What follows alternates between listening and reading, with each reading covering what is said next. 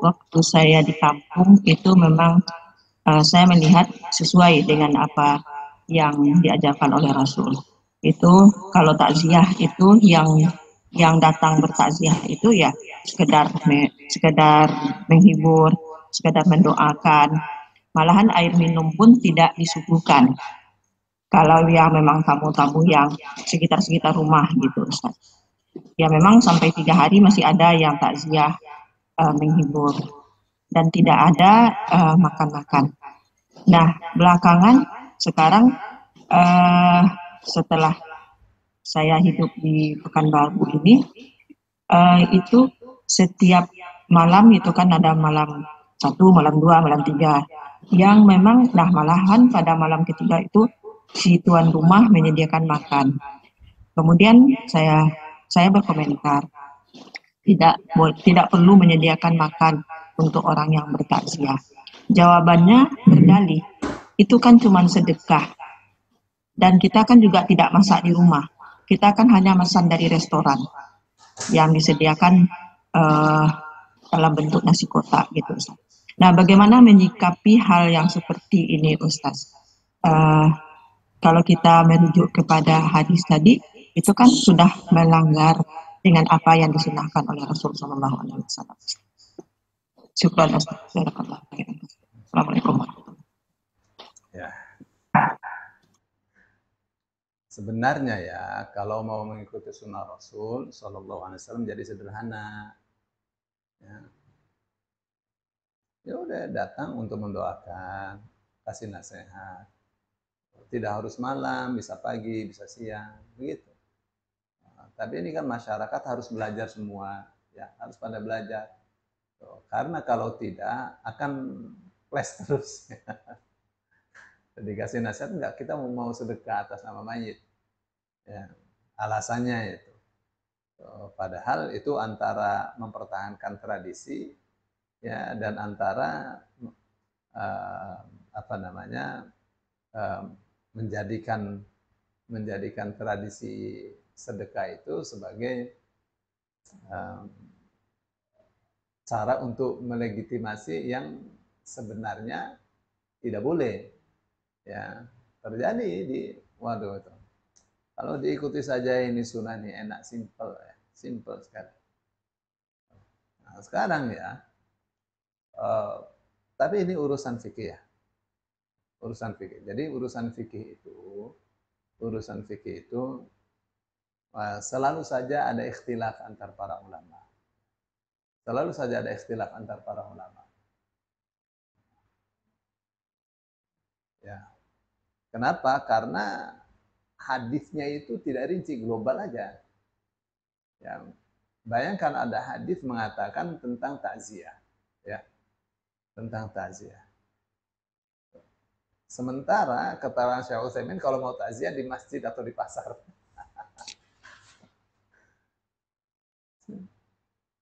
Ya, bagaimana itu begitu?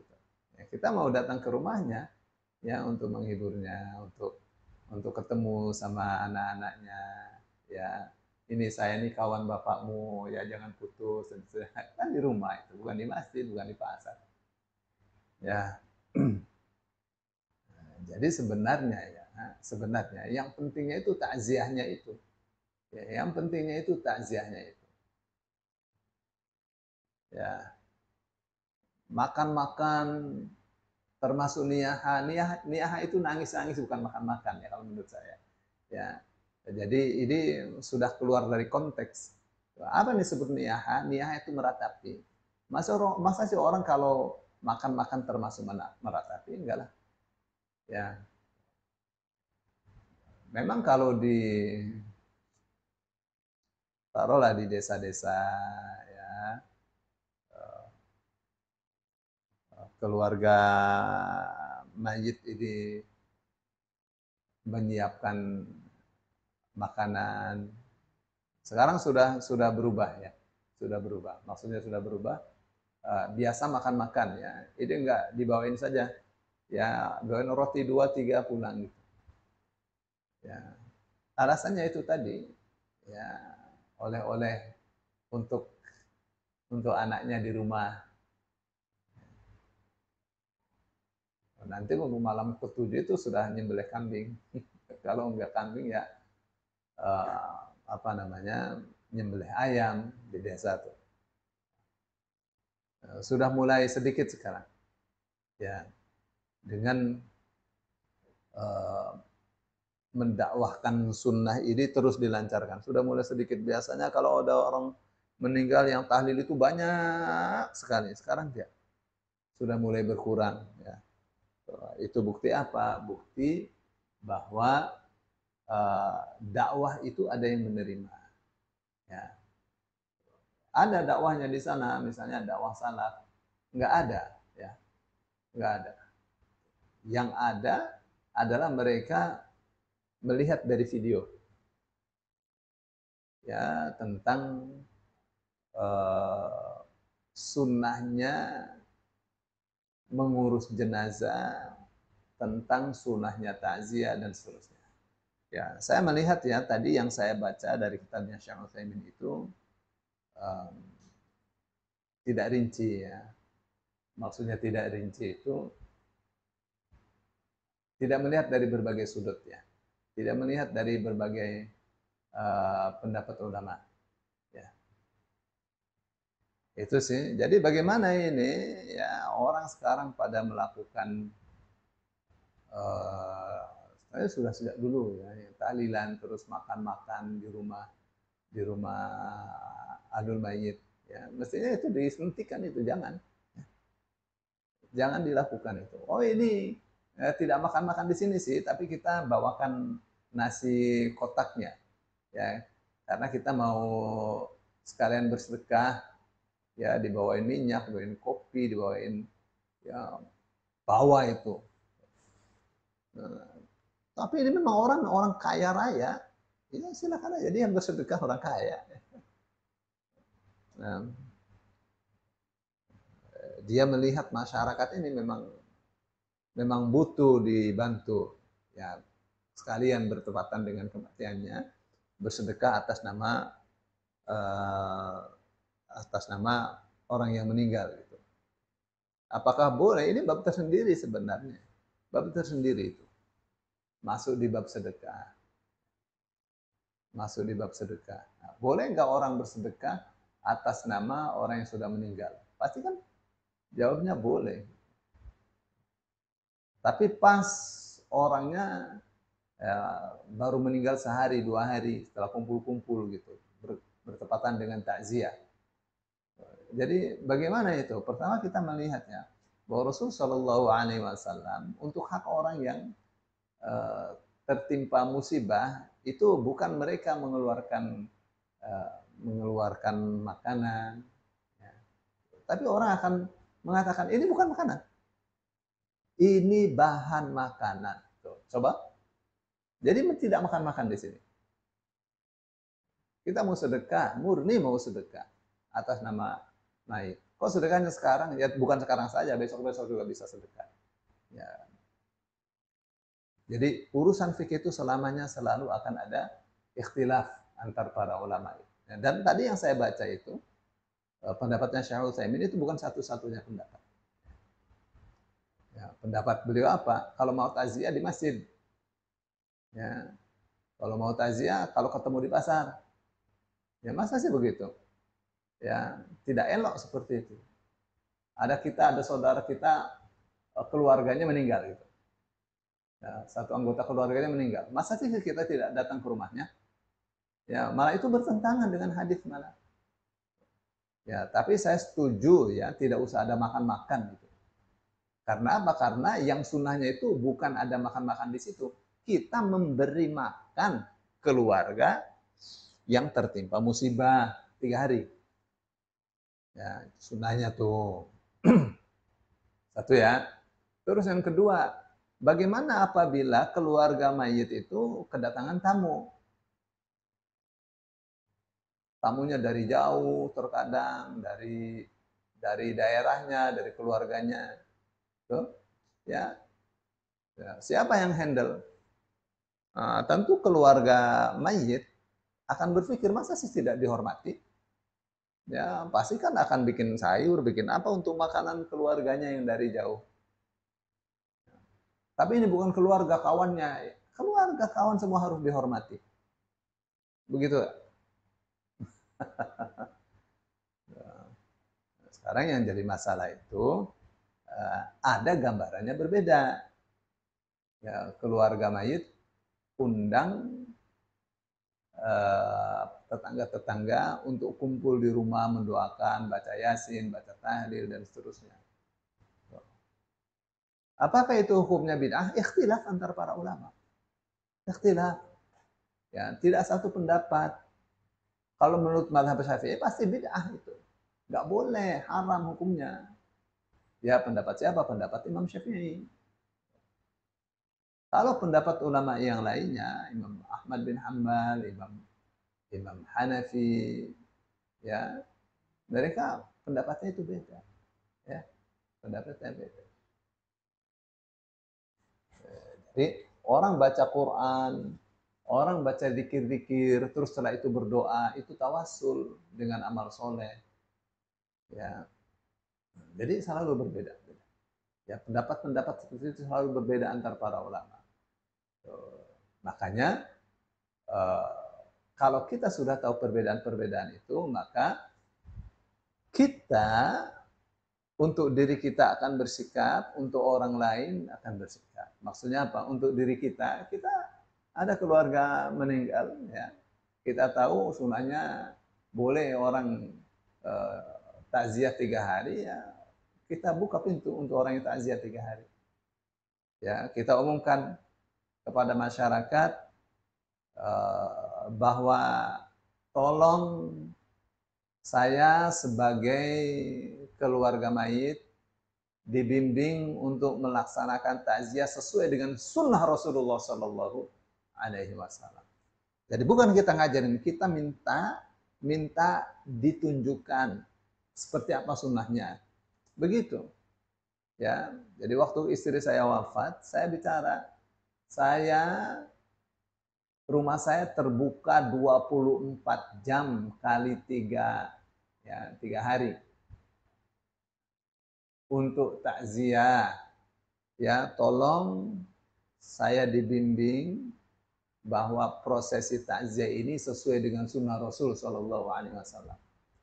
Ya, apa yang terjadi? Yang terjadi orang datang pagi, siang, sore, ada yang datang malam, ya, tetangga kiri, kanan, begitu. Itu yang terjadi.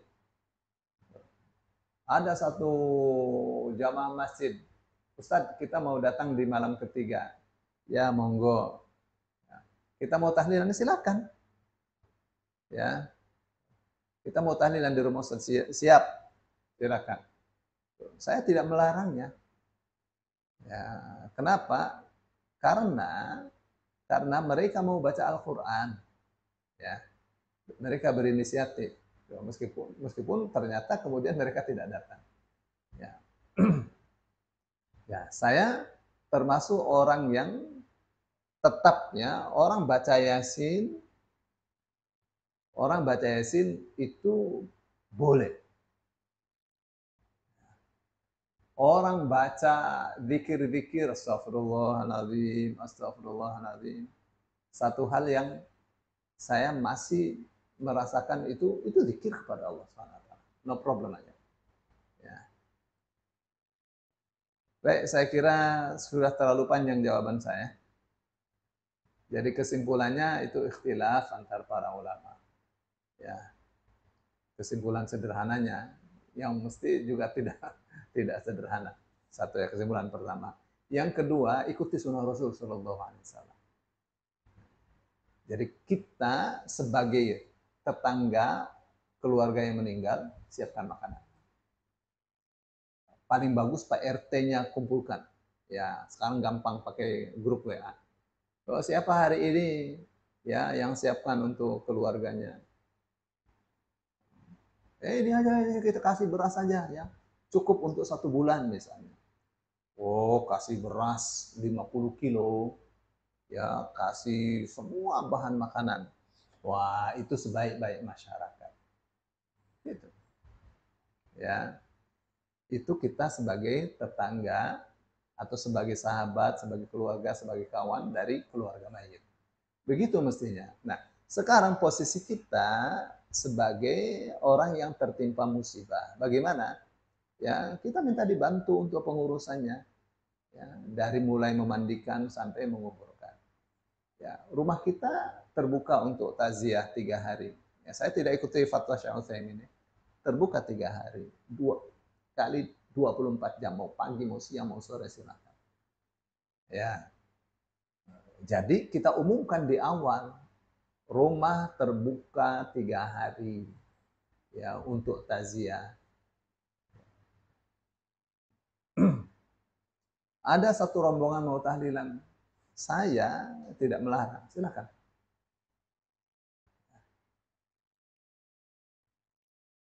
Saya tidak berani mengatakan baca Yasin untuk orang yang sudah meninggal itu bid'ah, enggak berani. Ya. Meskipun hadisnya, ada hadisnya ya. Ada hadisnya. Hadisnya mengatakan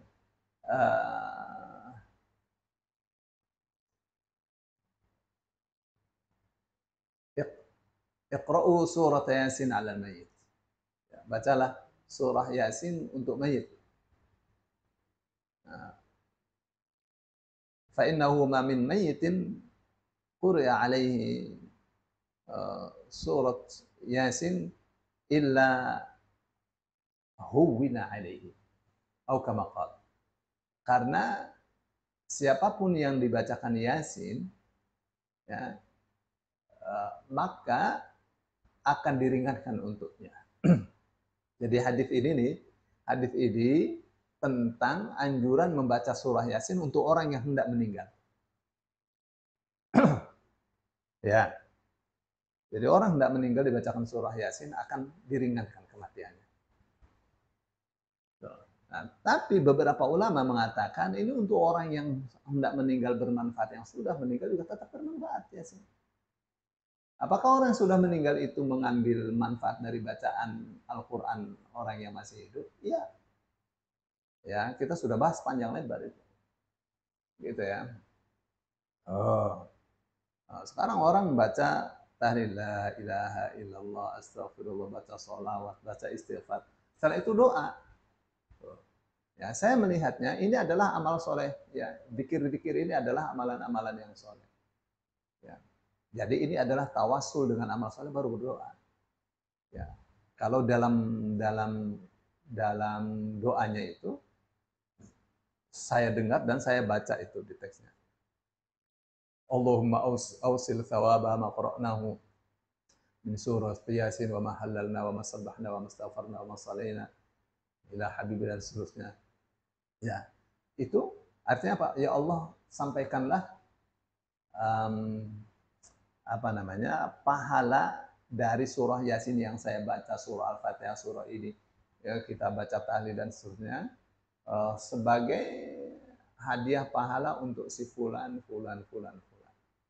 Ya, sebagai rahmat, ya, untuk si fulan. Itu tuh, ya, menurut Imam Syafi'i ini nggak boleh, bid'ah. Ya, menurut Imam Hanafi, menurut Imam Ahmad bin Hambal itu boleh, ya, boleh. Itu cuma doa saja kok. Mau berdoa baca dulu. Ya, mau berdoa sih itu sama, mau berdoa sholat dulu, mau berdoa puasa dulu, amal soleh. Ya, tuh. Yang saya tidak suka adalah orang memaksakan diri menyiapkan makanan untuk orang yang takziah sampai hutang-hutang. Itu nggak boleh. Ya, pokoknya paling enak ikuti sunnah Rasul. Sunnahnya apa? Tidak bikin makanan.